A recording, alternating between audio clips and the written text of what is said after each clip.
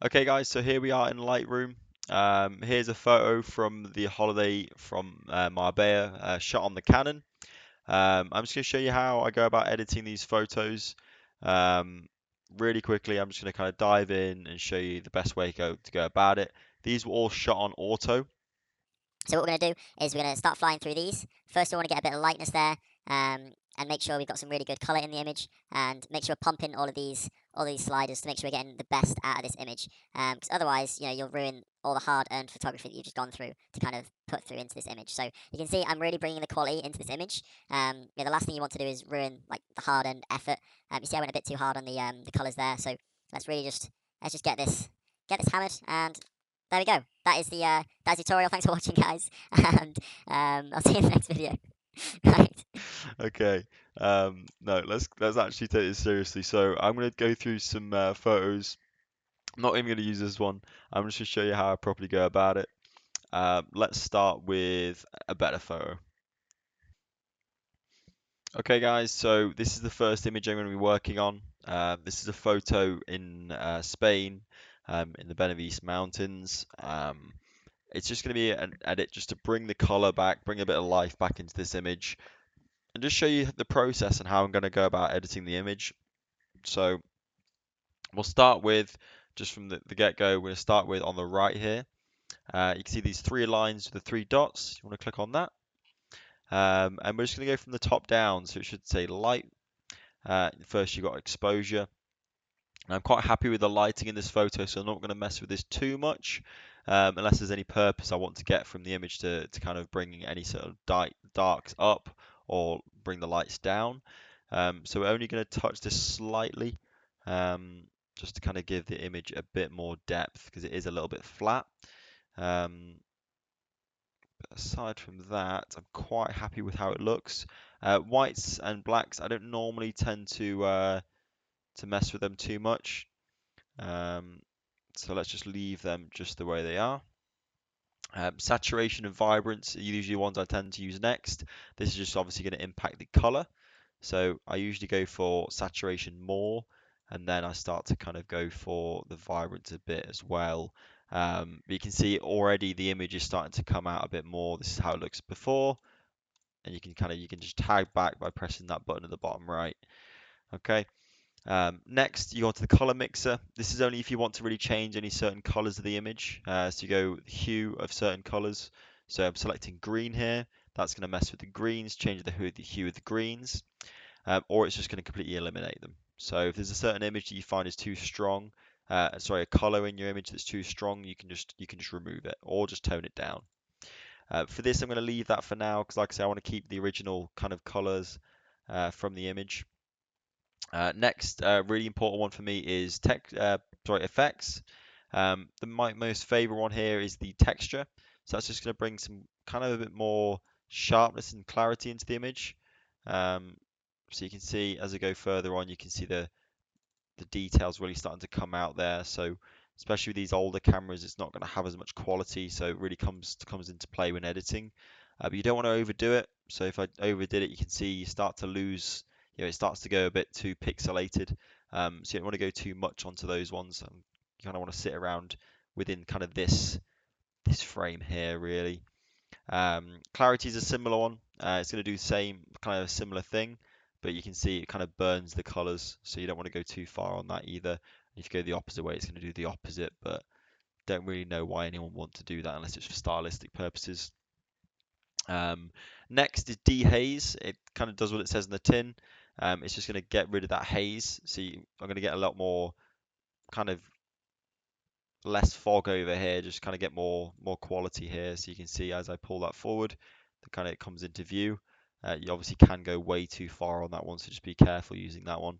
I'm only going to use that a little bit, just kind of just get more out of it there. Don't want to go too far on that there, because otherwise you'll start to ruin the nice photo you've taken. So there we go. That pretty much sums up most of those that I kind of go into here. I'm just having a quick look to see that I'm happy with everything here. Like I said, I don't want to go too far into it and kind of ruin anything. I'm happy with that. So you can see like I said, I've just brought more life into the image, just kind of giving it more color, a little bit more depth as well. So you can see if I go back to the original, you see that this kind of hills come more into view in terms of a bit bolder, and obviously like I said, as you go towards the mountain, you start to lose the image there. But like I say, I quite like how this looks. You could really push the dehaze and kind of go, oh, do you know what? I want to see the image, but like I say, it's going to just burn your image. So maybe you might be able to do it with a newer DSLR or mirrorless camera, and kind of just get the full photo back. But that's not the purpose, especially with this old Canon. Okay. But aside from that, let's go on to the next image. That's pretty much everything for this one. So let's move on. Okay, I'm going to go for this image of me. This is just purely to show you how I deal with skin tones in an image like this. Like I say, we're going to do the same again. I'm going to go a bit more, kind of a level up in this image to kind of show you what you do for one that's got a lot of darkness, and like I say, just to bring the life back. So same process. I'm just going to go over to this part here. I'm just going to start moving forward. So obviously you can't see much here on the edge of the hairline. So let's see if we can get a bit more light back, a bit more shadows. Just bring a bit more of the image back. So that's all we're trying to do in this first part here. Don't want to do too much with the highlights, nor with the contrast. Honestly, I kind of want to keep it as is. That's all I'm looking at, is just what I want to bring back into the image. What detail have I lost in that original photo? So um, let's move on from that. Leaving the whites and the blacks for now. I can always come back to them. Let's go for a bit of saturation. Okay, so as you'll see as I do that, I'm going to start to go a bit red. That's also fine, we can worry about that later. But what I do like is it's bringing the greens out here. This is really nice. You're getting that in the background, you're getting the car light. So we're not going to go too far, but we are going to bring some of that back. You can see the food's really popping down here. So that's what we want to do, with the purpose of the saturation and the vibrance. Okay, next, as I mentioned about skin tones, you can see I've got a bit of redness. If you want to get rid of that, obviously I'm not talking about the red eye, but if you want to get rid of some of the redness, what you can do is you can just select red and then just pull that a little bit across, and you can see I'm going to this way. It's going to go back to more of a skin tone. So um, if you're in a situation where you want to bring more color into the image, you want to bring up the saturation, but you're kind of being influenced by a certain part of the image, like skin tone. That's how you can change it and amend it. So you can see I can make myself really purple and red, or I can bring it more to a skin tone. So that allows me to go back here and kind of pull this slider a bit further. It gives me a bit more breathing room. Okay. Um, I'm not going to go too much on that because I think it is a bit ridiculous, but like I say, I'm showing for the purpose of this image. Okay. Now going further on, we've got texture. Same as before. It's gonna really just give you a bit more detail. Like I say, if you do go too far, you will just completely ruin it. So you are just gonna go slightly into that one, and then like I say, you can touch all of these. Clarity, like I say, it's really bringing out kind of the lights, but it's gonna, like I say, it's gonna ruin your color in your image. Um, Dehaze, don't want to use that too much. Honestly, I think I'm just gonna leave that as is. Let's see, coming back to the start again. There we go. I really like that. So you're getting a bit of the old camera burn up here from the light. You are getting a bit of noise up here, so you have got to be careful. But like I say, it depends what kind of look you want to go for the image. I think it does make it a bit more vintage. Um, but I think we are nearly there. A bit more on the warmth. Like I say, I will get rid of the red eye. But we are nearly there. You can see how much of a massive difference that's already made. Um, I'm going a bit far on those shadows though. But that is almost it. So I would say that's how I'd pretty much leave this image here. Um, Quite happy with it, honestly. Obviously, I just usually get rid of red eye on like just a phone app when I'm posting. But like I said, there probably is something in here that I just never used it.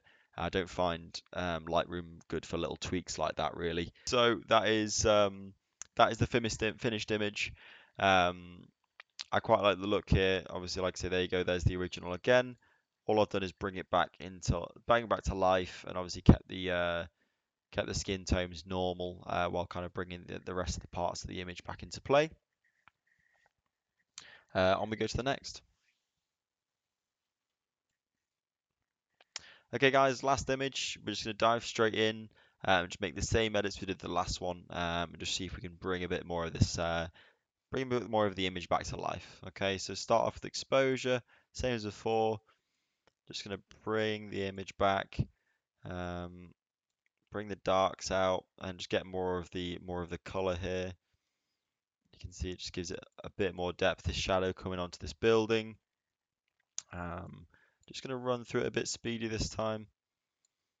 Just playing through the settings like I have previously. This time I am going to use the mask. This is already looking quite nice. Just going to tone down those yellows a bit there. Keep it soft, and then we're going to go for mask. This time we're going to click sky. Okay, so obviously it's going to select the sky. This is quite a nice selection actually here, so I'm quite happy with that. And then, like I say, I'm going to go straight to dehaze, get a bit of that, get a bit of that blue coming in, and also to get some definition in those clouds. Hopefully, there we go.